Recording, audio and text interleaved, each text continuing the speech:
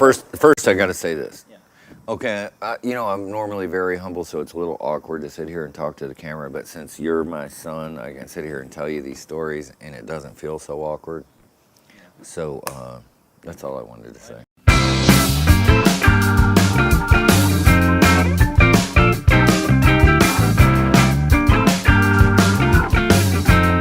Never told us to shut up or anything. Never spanked us one time. Hey, do you mind?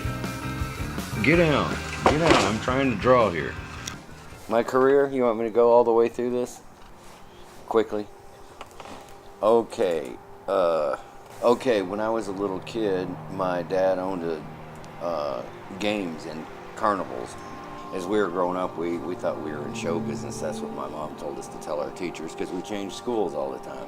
My brother and I used to just sit and draw, and we'd watch. They used to have great paintings at the carnival on all the front of these rides, and all these different booths, the mirrored room and the bearded lady. They all had great artwork, so we were always intrigued by that. So we would get really inspired, and we'd sit when we'd go from town to town, and we'd draw whatever we'd see out the window. It just came real natural to us. I think most kids are in this imaginary world anyway, so it worked out perfectly. So that's where the career started. I remember it as a career because at that point everybody was like, man, you're good at this. You should be an artist. So I'm like, okay, I'm 5 years old. I'm like, I'm an artist. Okay. So from that point on, I was like, all right, that's my job. Good. I had something to do. So I started practicing the whole time.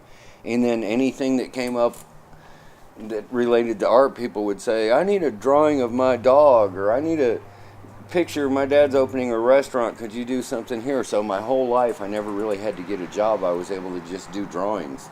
I met my wife here in Fort Worth when I was visiting my dad, and it's like the door of the world opened up, and I'm like, I've got to stay here. This is perfect. And I started getting a lot of work. And when I first came to Texas, they didn't really know what murals were. There was a guy named Dan Hitchcock over in Dallas and Style Reed out here in Fort Worth. And those were the only two mural artists around. People had no idea what it was all about, or how it could apply, and what it could do for your business, or clean up your building, or just be cool in your house.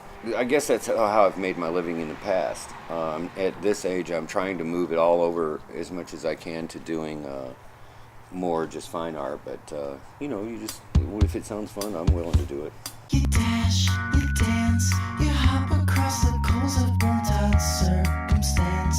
Shuffle off the shackles of a dead romance. I think that you may never have a chance. It's also a real bitch. It's a pain in the ass. People don't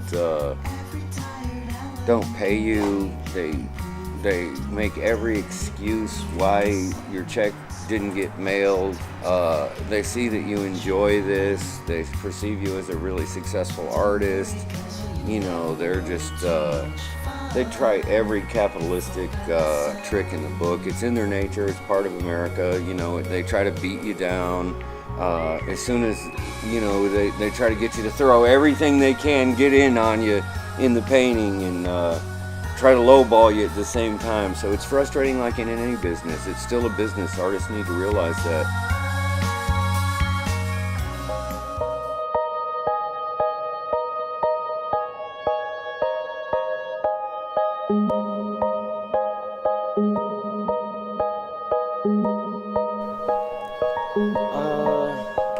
What makes it worth it? I don't know if it's an option at this point. I think it's worth it. I don't know. It's not that really rewarding. There's no big awards. There's no trophies. There's no Justin Bieber type of bodyguards around. It's like ridiculous. It's a difficult, it's really hard, and you have to bust your ass. So I guess the only reward is knowing that I've been able to raise you as my son into a cool artistic person who looks at life and tries to just look at the world the way I do artistically. And now you've got an art career making films. I just think that's really cool. That's been mine and your mom's most proud moment, is that we get to do this. It's cool.